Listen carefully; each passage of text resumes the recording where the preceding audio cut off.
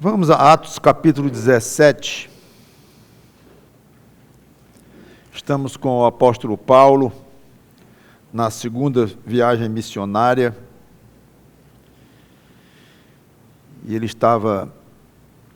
encontramos em Atenas, só lembrando que ele estava em Bereia, e foi necessário sair às pressas de Bereia. Não houve uma reação muito forte ao evangelho em Bereia, foi até boa a receptividade, mas judeus de Tessalônica vieram da outra cidade de onde Paulo tinha estado para perturbar a pregação de Paulo lá em Bereia, foi o que nós já vimos. Então ficou insustentável a condição e mais uma vez Paulo teve que sair de uma maneira apressada e quase em fuga mesmo.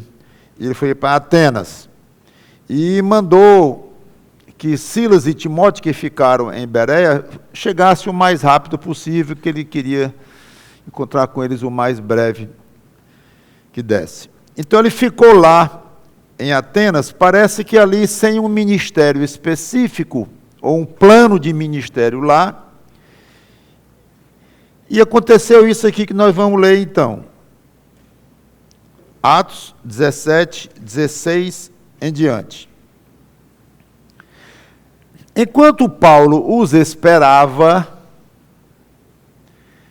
em Atenas, o seu espírito se revoltava em face da idolatria dominante na cidade. Por isso, dissertava na sinagoga entre os judeus e os gentios piedosos, também na praça, todos os dias, entre os que se encontravam ali.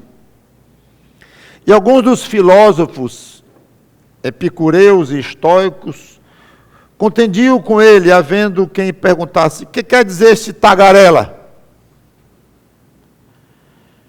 E outros: parece pregador de estranhos deuses, pois pregava a Jesus e a ressurreição.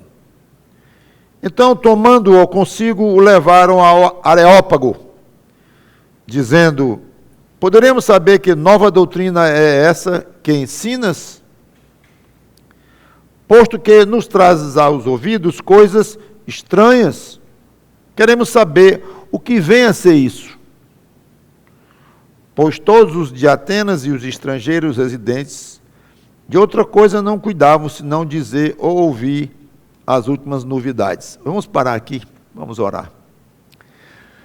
Obrigado, Senhor Deus, pela Tua palavra, que o Teu Espírito Santo nos ajude a transmiti-la com as verdades aqui contidas, vindas diretamente do Teu Santo Espírito. Nos edifica a alma, nos coloca mais perto do Senhor Jesus Cristo e aproxima os que estão longe pelos pecados que todos temos, mas os crentes já perdoados e aqueles ainda não convertidos estão aguardando ainda esta pendência, que assim cuidem antes de partir para a vida eterna sem a salvação. Então, opera essas coisas no nosso meio. Em nome do Senhor Jesus Cristo e para a glória dele. Amém.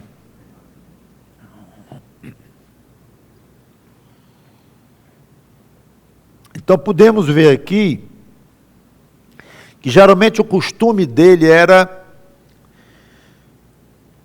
pregar na sinagoga primeiro, sinagoga local. Geralmente ele era expulso, ou mal vindo, pelo menos depois que ele começava a falar, não no começo. Aí quando então ficava inviável na sinagoga, ele ia para algum lugar pregar para os gentios. Aqui, parece que ele não tinha um plano assim, porque no começo do 16 já vai dizendo, né? Enquanto Paulo os esperava, então Paulo estava ali, aguardando a chegada dos dois, Silas e Timóteo, e sem nenhum plano. Parece que pegou uma folgazinha aí. Mas, enquanto isso, ele começou a observar a cidade, uma cidade que é Atenas, que tinha sido um luminar, mais ou menos 500 anos antes, na época dos grandes gregos filósofos, Platão, Aristóteles e tal, que andaram por lá, Sócrates, e já tinha decaído muito Atenas, mas era uma cidade que tinha muita fama e tinha muitos monumentos por causa do passado e tudo mais. Então, Paulo deve ter feito um tour em Atenas, muito provavelmente, que estava sem atividade lá, e começou a notar muita coisa que indicava uma idolatria muito pesada lá. Aí no versículo 17, diz, por isso, dissertava na sinagoga entre os judeus. Então parece que ele mudou de ideia, e que ele se sentiu estimulado a pregar, mesmo só, sem Silas, Timóteo, mesmo sem ter aparentemente planejado isso aqui em Atenas, mas ele não aguentou, como se diz. E lá foi Paulo para a sinagoga.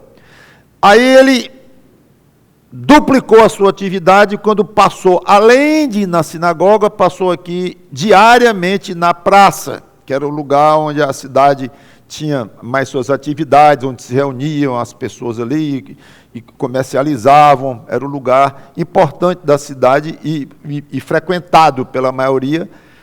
Então ele passou aí diariamente, não esperou ser expulso da sinagoga, não esperou a clássica rejeição para ir para os gentios, ele foi direto logo para as duas atividades.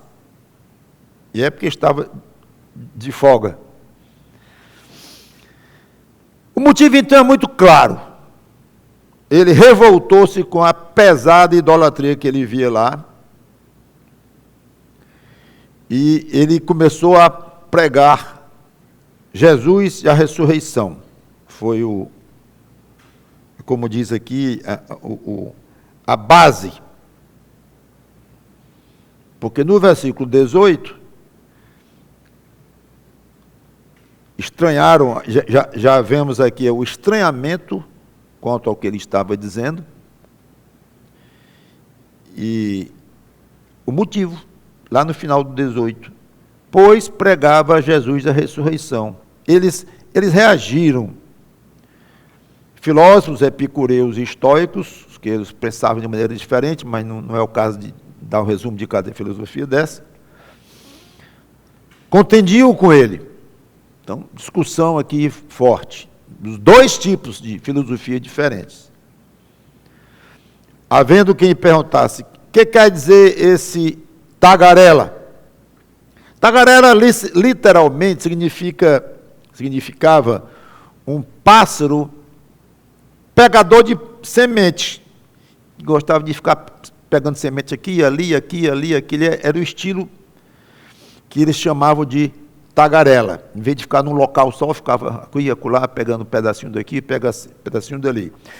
Então a palavra passou a representar figuradamente um pensador, um orador de segunda categoria, que ficava pegando pedaços de pensamentos e de filosofias, e sendo inteligentes, eles iam de cidade em cidade, não eram originais como os grandes filósofos, e nem defendiam uma certa linha filosófica de uma maneira muito clara, mas eram hábeis para misturar uma coisa, misturava outra, e fazia disso algo interessante, mas não culto, não respeitado pelos que realmente conheciam as filosofias e tudo mais.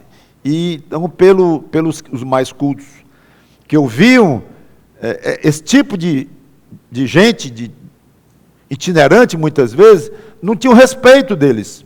Talvez alguns do povo gostassem, achavam interessante, mas não quem realmente entendia das coisas mais. E aqui, obviamente, confundiram Paulo com um desses.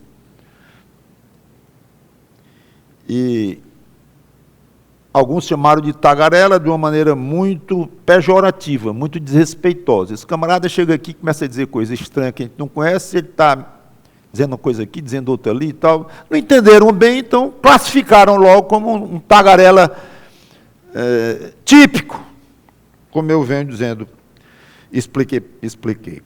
Outros compreenderam melhor um pouco. quando chamaram de pregador de estranhos deuses. O que quer dizer esse tagarela? Uns diziam. Outros, parece pregador de estranhos deuses. Por que diziam isso? Porque ele pregava Jesus e a ressurreição. Se Jesus eles não tinham ouvido falar, e esse negócio de ressurreição, menos ainda. Então, era muito estranho o que Paulo estava dizendo, e eles sentiram isso, e ficou fartamente registrado aqui por Lucas, pregador de deuses estranhos. Tudo era estranho para eles do que Paulo estava dizendo. De fato, era estranho. Agora, tinha uma coisa que, inclusive, eles erraram aqui, pregador de estranhos deuses. Aí eles erraram, porque Paulo não era pregador de estranhos deuses, acostumados com o politeísmo.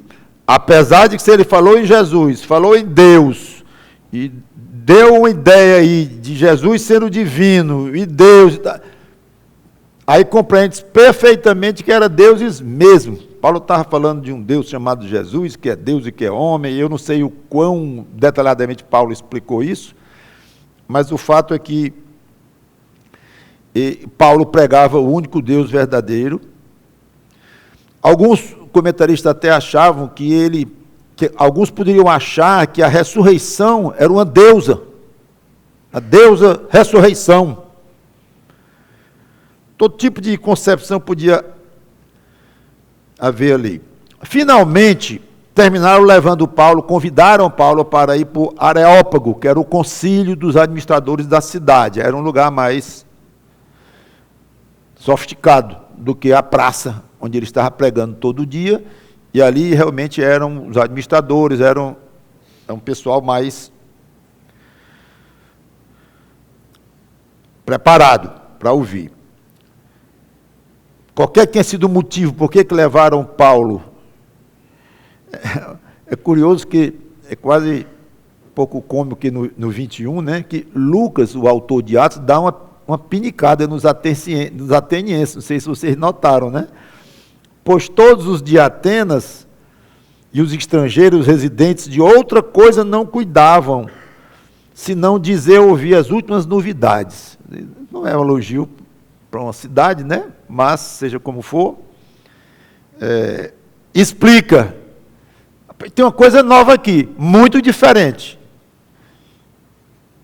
Homem brilhante que era, mesmo dizendo coisas muito esquisitas aos ouvidos deles, de alguma maneira Paulo chamou atenção e deu vontade a eles de chamá-lo para o Areópago. Agora, como eu disse, um lugar mais conceituado em termos de cultura e tudo mais. Então, marcaram reunião só para ouvi-lo. Gostava das novidades, então aqui era uma grande novidade, ouvir esse homem aqui esquisito. Paulo deve ter, imagino, né, se deliciado com a oportunidade. O sonho do pregador é ter uma plateia atenta, interessada, não digo apenas concordante, não é obrigado a concordar para deixar o pregador feliz, satisfeito. O pregador quer a oportunidade de pregar, de explicar. Claro que quando há concordância, ótimo, é mais agradável, é mais fácil, né? Mas o prazer realmente do pregador não está nisto, em pregar para pessoas que gostam, que prestam muita atenção no sentido de concordância, não, mas de atenção e querer talvez até discutir. É muito comum a gente perguntar para algum irmão: rapaz, você tem falado para o cicrano que a gente conhece, ou para alguma pessoa, algum amigo e tal? Eu disse, tenho, mas não dá nem gosto, porque ele reage ao contrário, tudo que a gente ouve diz assim, é mesmo, pois é. A gente, talvez até diga, a gente pensa um pouquinho diferente, tal, mas é mesmo, é isso mesmo. De uma maneira geral, o Deus é o mesmo, né? Não é bem assim não. E tal. Aí vai, tenta para lá, tenta para cá, mas não sai. Todos vocês devem conhecer pessoas assim. Não reage à pregação. Isso é muito ruim para quem quer levar a palavra. Quem quer levar a palavra quer explicar mesmo, e até discutir, não para, como diz a palavra, não para discutir opinião, para brigar, para causar mal-estar, não. Mas se for discussão, mesmo dura, mas se for respeitosa e com interesse de quem está discutindo, é um espetáculo. A gente passa horas conversando com pessoas interessadas e respondendo perguntas, é uma delícia. Não precisa nem ser pregador para ter sentido isso. Muitos de vocês devem ter sentido isso já. Um amigo chegar a dizer, rapaz, como é isso aqui mesmo? Me expliquei, um colega de trabalho e tal. É bom demais. Então, Paulo estava com essa oportunidade lá. Agora, ele vai mostrar o grande evangelista que ele era. Vai dar uma aula de evangelismo aqui para nós. 22. Então, Paulo, levantando-se no meio do Areópago, disse: senhores atenienses, em tudo vos vejo acentuadamente religiosos, porque passando e observando, daí veio aquela ideia do tour, como eu falei, né? Porque ele foi passear mesmo pela cidade. Passando e observando os objetos de vosso culto, encontrei também um altar, no qual está inscrito ao Deus desconhecido. Pois esse que adorais sem conhecer é precisamente aquele que eu vos anuncio. Ele aborda os ouvintes de uma maneira extremamente habilidosa.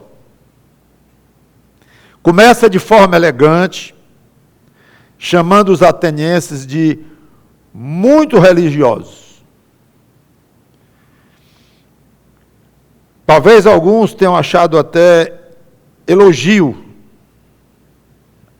É mesmo. Somos religiosos mesmo, temos Deus aqui que dá uma guerra. Talvez. Obviamente, no coração de Paulo não era nenhum elogio que ele estava dizendo, mas ele falou palavras verdadeiras, mas com muito cuidado, e dizendo algo incontestável. Eu estou vendo que vocês aqui gostam de religiões diferentes, gostam muito dessa parte ligada com deuses, então estão pensando em coisas além do daqui. Verdade. Tudo errado, mas verdade. Errado digo o que eles estavam fazendo, mas era verdade que eles estavam nessa situação, como ele disse aqui. Mas ele não entrou criticando, condenando, chamando-os de idólatras. Lucas diz que ele, passando pela cidade, ficou revoltado com o quê? Com a idolatria.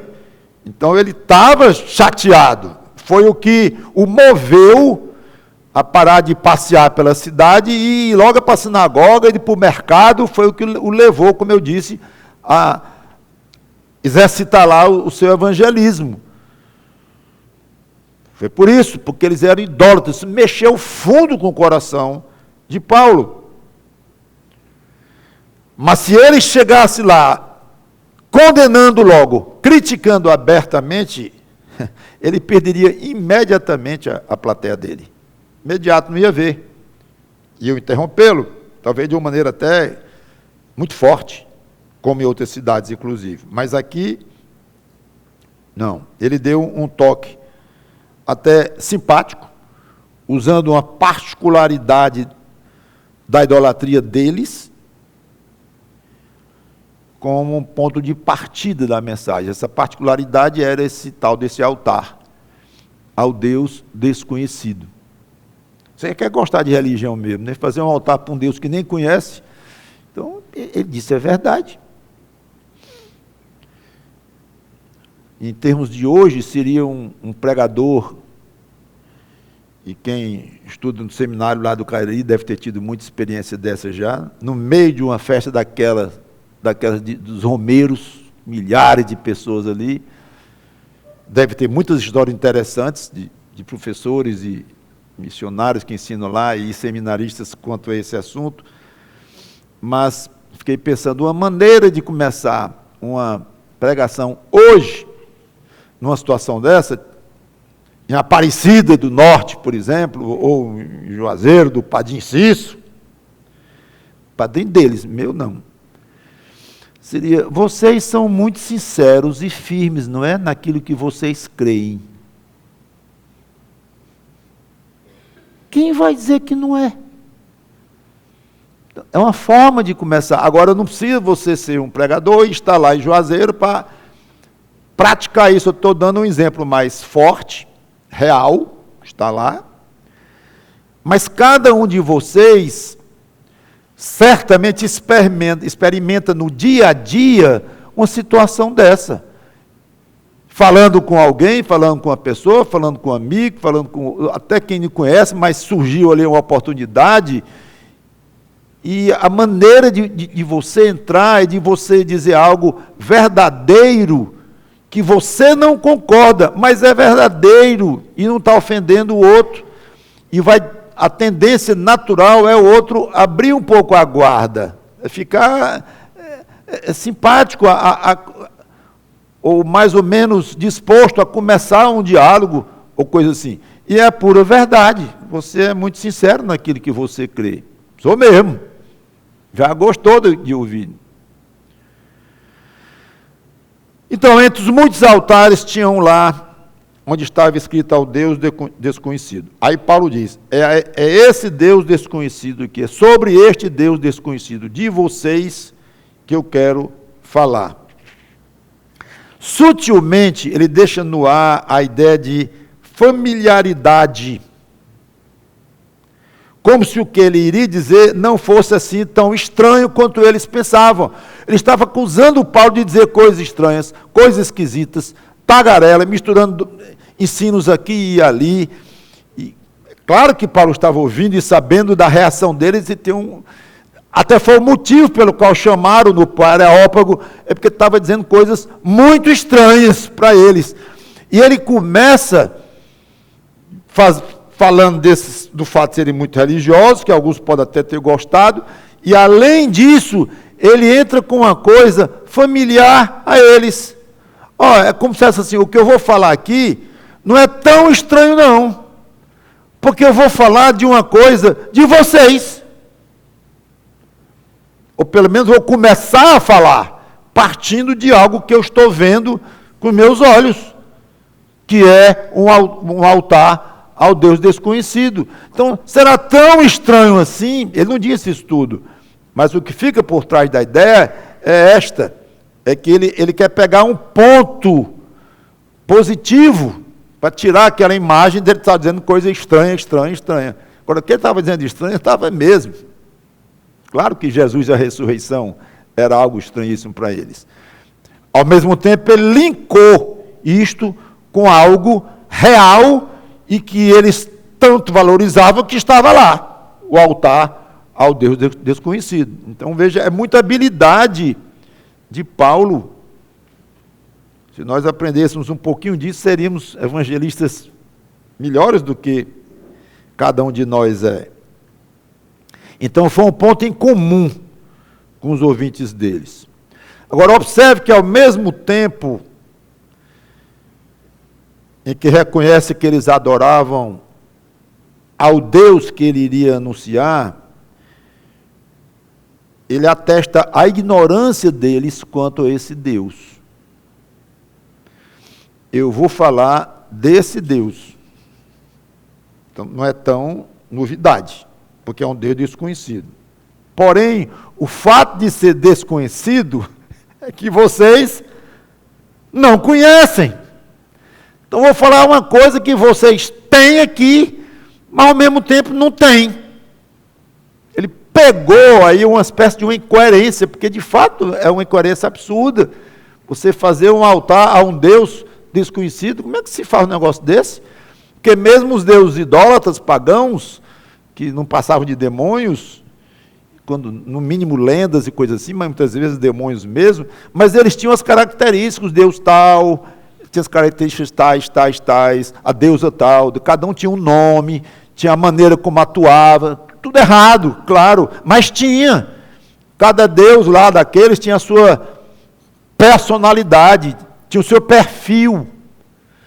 Então um gostava, imagino, do Deus tal, outro gostava de 3 deuses de uma maneira mais especial, e aquela salada ali, mas incluindo a sua propensão natural para adorar um suposto Deus que cuida daquele assunto que lhe interessa, o Deus da família, o Deus da saúde, o Deus da prosperidade, o Deus da fertilidade. Então, cada um ia para um Deus que lhe convinha, mostrando um certo conhecimento da biografia deste Deus, inexistente, mas na cabeça da pessoa existia. Mas quando se trata aqui de um Deus desconhecido, o que ficou? Qual era o ponto de contato de uma pessoa com um Deus desconhecido? Então, Paulo, de uma maneira muito sábia, ele quase que vai desarmando aqueles seus ouvintes que estavam lá e dizendo: vocês não conhecem. Vou falar do Deus que vocês adoram e que vocês não conhecem. Pura verdade. É impressionante isto. Até aqui Paulo não disse nada que podia ser contraditado, ou que pudesse irritá-los, ou coisa parecida. E ele, em momento nenhum, disse que eles adoravam a Deus de maneira aceitável, como se ele quisesse bajulá-los ou coisa assim. Não, eu estou vendo que vocês têm esse altar ao Deus desconhecido, pois eis que adorais sem conhecer, é precisamente aquilo que eu quero anunciar. É claro que aquilo não era adoração coisa nenhuma, mas para eles era. Então Paulo usou a palavra. Claro, se perguntasse: Paulo, me diga uma coisa, você acha mesmo que eles adoram no sentido pleno do termo adorar? Você já acha que essas pessoas adoram esse Deus que não conhece? Ele dizia: claro que não, é impossível você adorar a um Deus que você não tem a menor ideia do que é, quem é, da pessoa dele, ou coisa desse tipo. Então não é uma adoração de fato. Então Paulo não os chamou de adoradores de Deus. Eu vou falar de um Deus que você não conhece, mas eu reconheço que vocês o adoram. Não. Ele disse: vocês parece que adoram, é um adoram entre aspas. Tudo com muita elegância, com muito jeito. Então ele criou condições para desenvolver o discurso dele, a pregação dele, como ele quisesse. Observe, eu estou falando, sempre chamando a atenção da elegância de Paulo, do cuidado e tudo, mas ele não deixou de dizer exatamente o que ele queria dizer. Ser cuidadoso ao pregar não significa estar disposto a sacrificar o conteúdo da mensagem.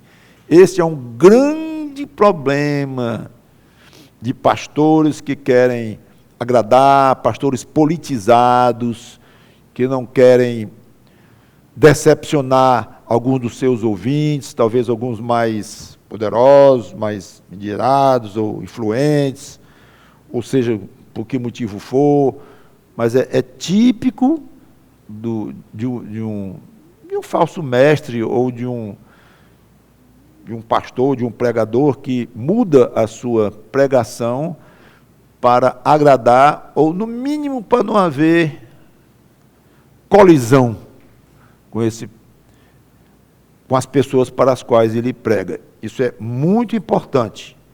Então você, crente em Jesus Cristo, nunca mude a essência do que você tem para dizer. Se não há condições de você dizer, não há ambiente, ou você não sente a vontade, ou coisa assim, não diga. Deixe por outra oportunidade, se houver, ore a Deus, peça por outra chance, não sei, mas não diga, para poder não brigar, para poder não concordar. E muitas vezes é um ponto que vocês devem saber disso, não sei a profundidade com que cada um já evangelizou pessoalmente, mas a gente, quando se começa como Paulo, com cuidado e tal, que cristianismo, somos do mesmo cristianismo, começa bem largo, né? Aí vai, a gente fica só esperando a hora de... Não tem jeito, vai chegar esse momento. Não adianta. Uma vez eu fui convidado por um colega de ginásio para pregar, para fazer um estudo bíblico na casa dele. Eu e a Sandra, e ele, a esposa, e mais o irmão e a esposa do irmão, mais uns 2 ou 3. Todos católicos, todos, muito. E eu aceitei o desafio. Está lá, 6 bocas. Aí eu fui uma vez, fui 2 vezes, e tentando, acho que é o Evangelho de João, comecei ali e tal, e devagarinho sentindo a dificuldade de continuar sem chocar, porque até um certo ponto foi possível. Aí começaram a fazer perguntas. Aí foi complicado. Ô Mauro, isso aqui, como é mesmo? Que nós achamos e os crentes acham. Ninguém vai complicar. E Maria? E os santos? Todos eles inteligentes. Esse meu colega era diretor aqui de um grupo grande, pessoal da pesada. E aqui vai complicar mesmo. Aí um dia apertaram e eu tive que explicar. Disse, olha, aqui... Do jeito que eu pude, Deus sabe o cuidado que eu tive ao falar as palavras, mas sem mudar a minha pregação. Esse era o momento de eu mudar.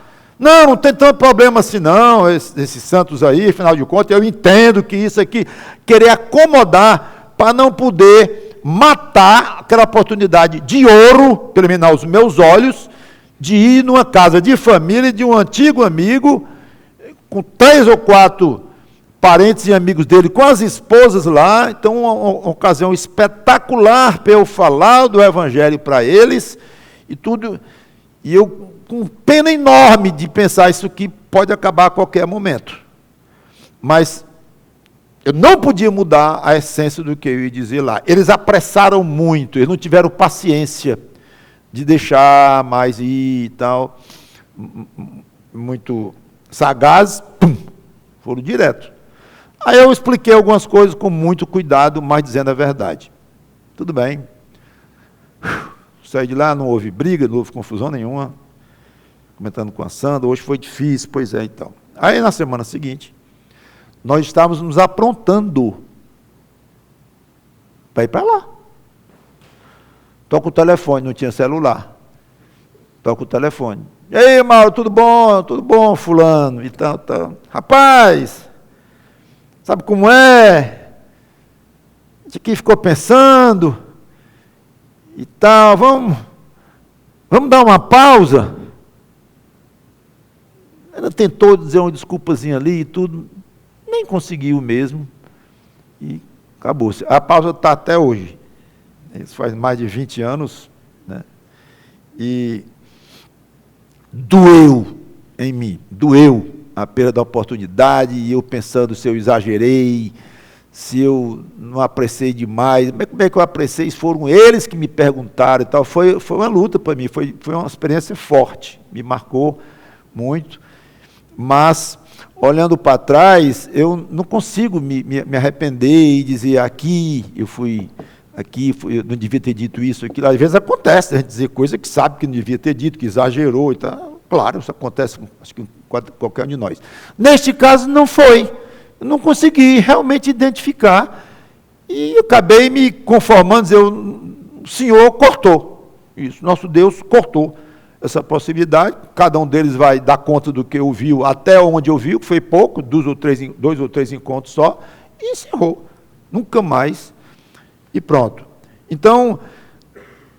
ser cuidadoso ao pregar não significa sacrificar o conteúdo da sua pregação, ok? Seja quem for, seu patrão, que tem poder para lhe demitir, o que for. Se habilidoso ao pregar não significa ser bajulador e nem dizer o que querem ouvir. Versículo 24 a 26. O Deus que fez o mundo... Bom, agora começa a pregação, né? Porque até o 23, Paulo estava fazendo aí os prelúdios, ele estava começando e tratando de abrir uma oportunidade para que as pessoas o ouvissem. Né? Um ponto em comum, como já expliquei e tudo mais. A pregação começa aqui. O Deus que fez o mundo e tudo o que nele existe, sendo ele Senhor do céu e da terra, não habita em santuários feitos por mãos humanas. Começou a complicar um pouco. Primeira frase. Nem é servido por mãos humanas, como se de alguma coisa precisasse. Pois ele mesmo é quem a todos dá a vida, respiração e tudo mais. De um só fez toda a raça humana para habitar sobre toda a face da terra, havendo fixado os tempos previamente estabelecidos e os limites da sua habitação. Aqui vai aprofundar mais ainda no 27, mas eu vou parar aqui. A verdadeira aula de teologia vai começar agora. É famosíssimo esse discurso de Paulo aqui, claro, por tudo, pela habilidade dele, pela maneira como ele expôs. Ele deixa claro, para começo de conversa, eu vou falar do Deus que criou tudo que existe. Acho que alguns devem ter mexido. Ele não disse que tudo que ele fala é estranho. Ele tenta ajeitar aqui, Deus desconhecido. Tá. Deus que criou tudo que existe. Então não houve jeito. Ele tentou ajeitar ali a sua relação com os ouvintes, mas ele, logo no começo, eu vou falar do Deus que criou tudo. Mas para eles, um Deus que criou tudo, e é Senhor do céu e da terra. Observe que esses são os pontos básicos da pregação bíblica. Você não chega ao Evangelho de Jesus Cristo, que é o alvo da pregação do Evangelho. E eu não disse que isso aqui é o alvo, eu disse que isso é o começo da pregação bíblica, porque você não chega lá em Jesus Cristo se não começar com o quê? Com a criação, com o universo, com tudo que existe, e com os homens que passaram a habitar na terra. E esses homens pecaram. Tudo isso que vai construir o caminho para nós, crentes, chegarmos a dizer, meu amigo, a utilidade, a importância, o benefício de Jesus Cristo, que é o centro do Evangelho, é da salvação. A quê? Por quê? Por isso. Então, não tem jeito, tem que puxar lá. Se alguém disser, não, ninguém criou coisa nenhuma, não. As coisas vieram sozinho. Acabou, destruiu a sua pregação. Você vai falar de Jesus Cristo para uma pessoa dessa? Nunca. Não vai, não tem sentido. A não ser que você queira adaptar um pouco, e aquela ideia que eu disse que não devemos fazer, e para não criar confusão. Não, mas Jesus eu creio que é um personagem da história e tal, eu acredito. Pois é mesmo. Aí você gosta que a pessoa reconhece que Jesus é uma pessoa gente boa e tudo, aí você assenta até um alívio, não vai ter muita briga aqui e tal. Aí você fica naquilo e concorda que Jesus foi um homem bom, isso aí eu aceito, muito bom, pois é, e tal. Aí fica naquele negócio morno. Verdade que Jesus foi um homem bom. Verdade que foi um grande profeta, reconheço que ele foi um grande profeta e tal, tudo isso. Mas o evangelho é pregar que Jesus foi um grande profeta, ou fez muitos milagres, isso é o evangelho? É nada. Então você não chega no evangelho, nunca, para alguém que não reconheça que existe um Deus criador. Não tem jeito, é o início. E Paulo começou por aí para tentar chegar a Jesus Cristo.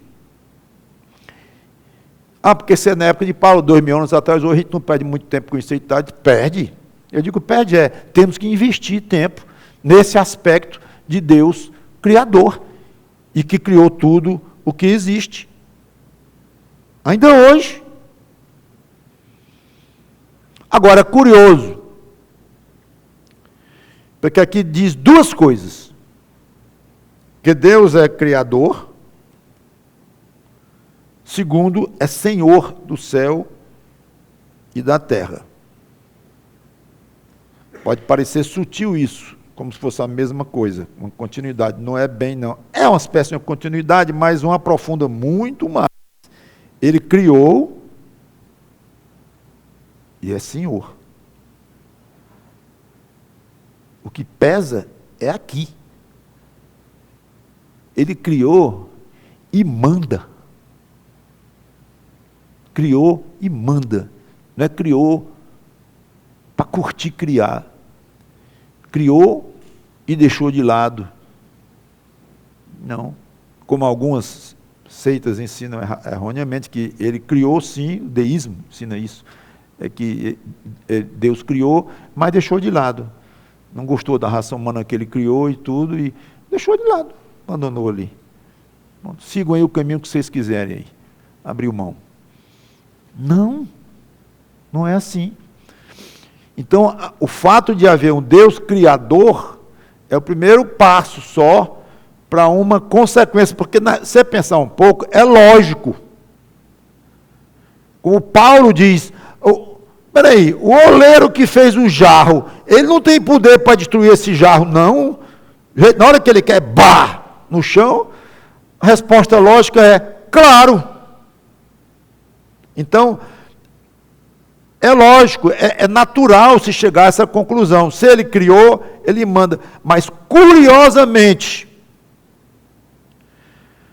muitos aceitam a primeira parte, inclusive cristãos.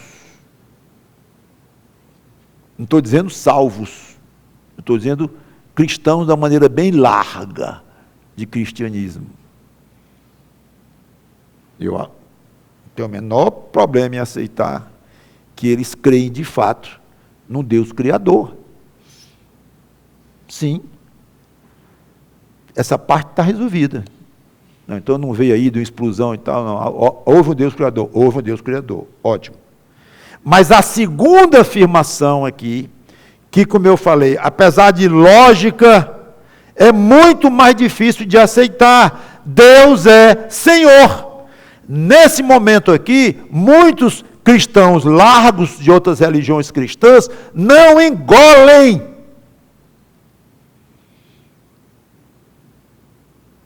Eu já vi, você deve ter visto. Eu creio que a Bíblia é a palavra de Deus. Você crê? Creio. Isso aqui eu não concordo. Está vendo o tamanho? Não sei se você já tinha pensado nisso. O tamanho do absurdo de uma atitude dessa que é tão comum para eles, tão comum para muitos deles. O que tem? Eu aceito que Deus criou as coisas, Jesus, tudo, mas Senhor meu, mandar na minha vida, manda não. Mas não manda mesmo. Mas ele é muito fiel à religião dele, ele não falta um serviço religioso, ele faz isso, ele faz aquilo, faz. Tudinho, que é exatamente o que Deus odeia. Reclamava através de Isaías, né? Esse povo fala em meu nome, sacrifica e tudo, mas o coração está longe de mim. Então, nunca religiosidade e fazer o que a sua religião, da sua mãe, da sua avó e tal, ensinam, e ser fiel aos preceitos dessa religião, isso nunca foi prova de uma aceitação do Deus da Bíblia no próprio coração. Não é. Muitas vezes é o contrário.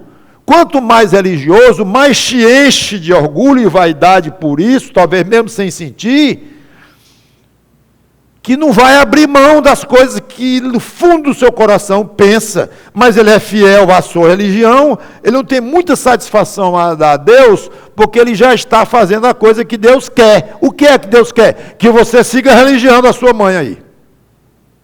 Não deixe que... Muitas vezes não é o pavor dos pais, quando o filho diz que está indo para a igreja de crente, está ouvindo o evangelho, é o pavor dos pais, que a pessoa se converta, e alguns se convertem mesmo.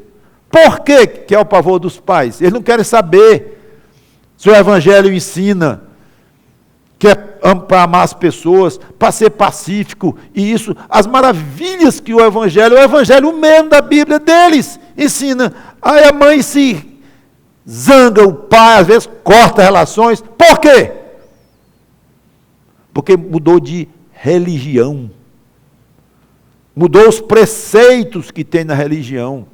Não se preocupa em saber como é que está o coração desse meu filho ou da minha filha para dizer que está agora ouvindo a palavra de Deus, de outras pessoas, fazendo algumas considerações. Como é que está? O que você está ouvindo lá, nessa igreja lá? Espero que uma igreja, até isso hoje está complicado, né? Mas uma igreja decente, bíblica mesmo. O que você está ouvindo lá? Eu estou ouvindo isso. É interessante, então. Não. Às vezes pega uma parte. E por que vocês não aceitam isso? Porque não aceitam aquilo? Vocês têm muita raiva dos outros, vocês são muito orgulhosos, arrogantes, aí deturpa tudo e tal. Mas por quê? Porque feriu os preceitos da religião, daquilo que deve fazer. Então, não se iludam. Milhões de chamados cristãos não aceitam que Deus é Senhor da vida deles. Experimente. Se você conseguir pegar um religiosão desse, convicto da sua religião, e querer entrar com o evangelho puro mesmo, e entrar com considerações do evangelho, e entrar na vida pessoal da pessoa, que providência você tem tomado na sua vida com relação a isso, como Deus diz na Bíblia. Não vai longe essa conversa. As pessoas não querem deixar de ter a última palavra sobre tudo. Todo mundo, de uma maneira geral. Às vezes, alguns de uma maneira menos arrogante e mais mansa, outros de uma maneira muito professoral. Tem gente que não faz pergunta a você. Não sei se você já notou isso. Ele ensina você. Então, pode ser um engenheiro. Uma pessoa chega lá e vai dar uma aula de engenharia para o engenheiro. É comum, é um absurdo, mas é comum. Quantas lições eu já ouvi de evangelho, de Bíblia, de tudo? Muitas. Porque o senhor sabe, pastor, que é assim. Não vai. Né? Porque é o que eles pensam, não abre mão daqueles que eles pensam, não abre a mente para ouvirem coisas diferentes, então mostra uma atitude muito diferente daquela que a Bíblia diz, para nós aprendermos uns com os outros, crescermos uns com os outros, ouvir a palavra de Deus, aprender da palavra de Deus é diferente. Então, adentrando na doutrina aqui, Paulo faz 3 afirmações sobre o Deus que anunciava. Primeiro, não habita em santuário feito por mãos humanas. Aqui ele dá a entender de uma maneira não muito sutil, pelo menos eu acho, que tinha um altar lá, mas esse Deus que ele estava pregando não está lá. E aqui, algum observador muito sagaz poderia dizer: ei, O senhor está nos enrolando, seu apóstolo. Seu apóstolo não que sabia de negócio de apóstolo, seu pregador tagarela aí. Acabou de dizer que ia pregar sobre esse Deus, que o senhor disse que nós adoramos. Tem um altarzinho ali para ele, está aqui a foto. Selfie. Agora o senhor está dizendo que esse Deus que o senhor quer falar não habita em lugar feito por homem, por gente. E aí? Não sei se houve esse tipo de interrogação lá, mas ia complicar um pouquinho, porque Paulo aqui mostra mesmo que ele está aprofundando, como eu disse, chega a um ponto, irmãos, como eu falei, que vai ter que haver um certo conflito. Se o ouvinte está disposto, ou está mexido pelo Espírito Santo, até o ponto da conversão, vai chegar lá. Se Deus houvesse escolhido algum daqueles casais, ou todos, para ouvir o Evangelho, e algum deles, pelo menos, ou vários, se converterem, eles iam aguentar, mesmo com conflito. Mesmo na hora que eu tive que responder perguntas difíceis sobre os santos, essas coisas todas, mas aguentava, como você que se converteu, aguentou algum dia ouvir alguma coisa diferente do que você pensava, ao ponto de você parar, reconsiderar e dizer, epa, isso é contra o que eu penso, contra o que eu tenho feito aqui, mas tem sentido. Foi difícil pregar para meu pai com 55 anos de idade, mas meu filho, o que você está me dizendo aí é diferente de tudo que eu aprendi até hoje, praticamente tudo. Aprendi aqui uma casca, uma coisa bem estranha aqui, comparado com o que você está me dizendo aqui. Você pensa que é fácil? Eu digo, não, rapaz, não estou achando que é fácil. Não, mas você está querendo mexer com a minha cabeça todinha, quer que eu reconsidere tudinho que eu ensinei para vocês, que eu levei vocês para as igrejas e tudo mais. Agora você está me dizendo que não é nada disso aí? Estou, papai. É duro, é difícil. Então, facilmente podia dizer, pode parar. Não quero mais ouvir isso. Por que ele não mandou parar? Porque minha mãe não mandou parar? Porque eram eleitos, graças a Deus. E houve o conflito, e o conflito passou, e aí foi a atuação do Espírito Santo levou até a salvação. Vocês devem ter parentes e amigos que passaram por isso aí na frente de vocês. Graças a Deus, vocês com dificuldade levaram, mas passou. Porque Deus preparou o caminho e levou até a salvação. Mas quando Deus não faz isso, colide. Não tem jeito. Por isso que Jesus Cristo disse que o crente vai ser perseguido, o mundo é inimigo dele. É por isto. Está tudo bem com você na parte, vamos dizer, de religiosa / espiritual, e que você se dá bem com todo tipo de convicções religiosas, espirituais e tal. Tem coisa errada, isso não é bom, não. Mas se a amizade não continua, pois não continue. Se para continuar tem que ser nesta base de uma comunhão que não existe, pré-fabricada, politizada, para você não perder amizades ou emprego, ou perder a esposa ou o esposo, se você se converteu depois, é complicado isto. Você tem que se manter seguro. Então, Paulo foi em frente, e a oposição que houvesse, que houve, vamos ver depois, claro, não todos, mas o que fosse, que fosse. Então, esse Deus que Paulo estava falando não era igual aos outros, como se fosse mais um. Não era, representado em um altar qualquer. Esse Deus que eu estou falando é completamente à parte dos outros. Ele não demorou a dizer isso, não. Os outros não são criadores de coisa nenhuma. São representações colocadas no altar de noite ali, sabe, estátua, que fica ali pegando chuva, os pombos e o resultado dos pombos, né, que é conhecido como estátua, vê tudo suja. Então está ali, pegando. Quantas imagens de Jesus Cristo tem por aí? De uma mulher que ele chama de Maria, estava pegando por aí, pegando sol, chuva, neve, sujo de pombo. Aí, um monte aí. Jesus, Jesus. Alguns passam e fazem o sinal da cruz e tal. O que é isto? Segundo, Deus, esse Deus que eu estou falando, não é servido por mãos humanas, como se ele precisasse de alguma coisa. Ele mesmo é quem dá a vida, respiração e tudo o mais. Você tem aí quantos reais no bolso, meu amigo? Não sei qual era a moeda de lá. Mas foi Deus que lhe deu. E essa respiração aí, você nem sente, se você está saudável, né? Foi Deus que lhe deu. Esse Deus que eu estou falando, porque Ele lhe criou. Então, Deus é totalmente independente da sua criação, não precisa de nada nem de ninguém. Ninguém.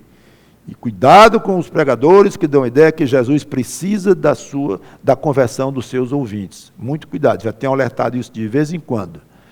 Pode ser um pouco emocionante, um pouco tocante, que Jesus clama pelo pecador, vem até ele implora e tal, e de cima da cruz, quando ele estivesse chamando as pessoas para vir para ele, quando estivesse necessitando de conversões. Jesus não precisa de conversão de ninguém, nem da sua, nem da minha, nem de ninguém. Ele é independente, ele é Deus. Então esse Deus de Paulo aqui, que é o nosso, graças a Deus, não precisa de nada, de ninguém, nem coisa nenhuma. Não, se eu não fizer isso aqui, o pastor disse que a igreja precisa de mim, do meu serviço, se eu não fizer, então se não fizer o quê? Qual é o problema? A igreja vai sofrer? Vai. Sim. Mas Cristo precisa de você, intrinsecamente, por falta de poder, você vai complementar o que ele precisa? Nunca. Então, se podemos dizer que ele precisa de você, é no sentido de que ele conta com você, de que ele gostaria de ter o seu trabalho, que é completamente diferente. E Jesus disse, se eu não pregar, as pedras clamarão. Tá bom, o pastor Mauro está doente, pois o púlpito vai pregar sozinho. Acabou-se. Ele precisa de mim para estar pregando aqui? Coisa nenhuma. E você, para ser isso, ser aquilo na igreja? Nada.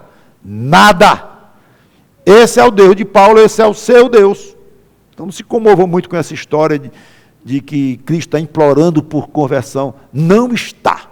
Saiba disso. Terceiro, e aqui eu encerro. De um só fez toda a raça humana. Eita, que ele vai mais fundo ainda. Doutrina da criação do ser humano, aqui claramente ensinada. Ele fez tudo, inclusive, você não está incluído nesse universo que ele fez? Estou. Você não é gente? Sou. Pois Deus incluiu, Deus criou você. E antes de você, seu pai, seus pais e seus avós. Como é que começou isso? Boa pergunta. Deus fez logo 1 milhão de seres humanos, de uma vez só, buf, no dia para o outro. Podia ter sido. Senão, não. Ah, foi assim? Foi assim. Aí depois uma mulher, um casal, daí veio o filho. Tal. E foi assim que Deus começou. Ele ensina isso aqui de uma maneira muito natural. E seria tão simples, né? Os homens crerem nisso. Mas muitos, aí são milhões, fecham os corações e insistem em ensinar a mentira da evolução. Sem a mão de um Criador, sem a criação do ser humano primeiro, chamado Adão, depois Eva, como a Bíblia ensina. É isso.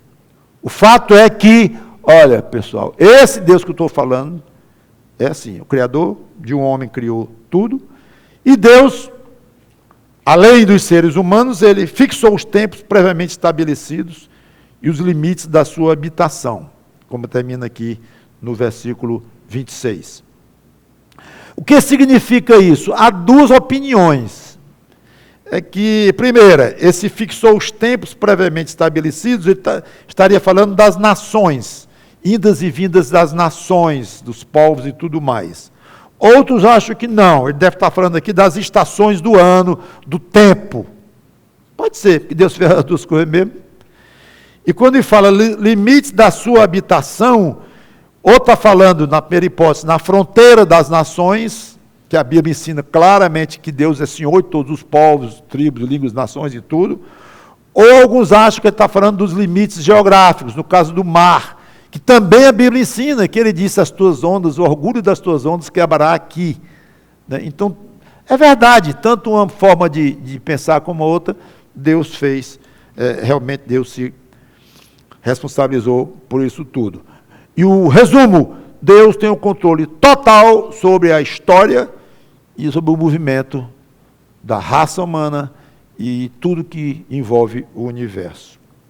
Paulo não termina aqui a sua pregação, ele aprofunda ainda mais, mas como eu disse, vale a pena ainda uma pregação sobre esta mensagem de Paulo. Vamos orar.